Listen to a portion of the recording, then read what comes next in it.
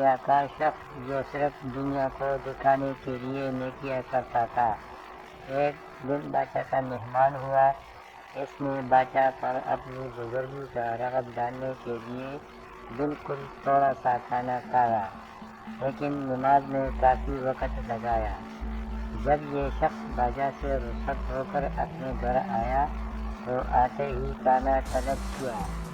اس کے بیٹے نے کہا، کیا آپ بادشاہ کے ساتھ کھانا کھا کے نہیں آئے؟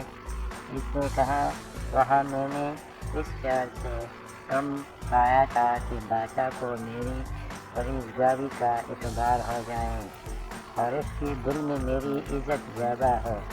بیٹے نے کہا، پھر تو آپ نماز بھی دوبارہ پڑھیے، کیونکہ وہ بھی آپ نے بادشاہ کو خوش کرنے کے لیے ہی پڑھی تھی۔ اس حکایت میں شیخ سعدی نے ریاکاری کی مذمت کی ہے۔ ریاکار اگرچہ یہ خیال کرتا ہے کہ وہ اپنی چالاکی سے لوگوں کو دھوکہ دینے میں کامیاب ہو جائے گا، لیکن سوچنے کی بات یہ ہے کہ عالم الغیب خدا کو کس طرح دھوکہ دے گا۔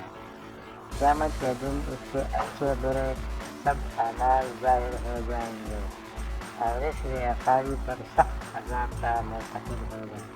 پیارے بچوں، اللہ کی نظر سے کوئی جھوٹ سچ نہیں چھپا سکتا۔ یہ کبھی ایسے کام نہیں کرنا چاہیے جو اللہ کی نظر میں ناپسندیدہ ہوں۔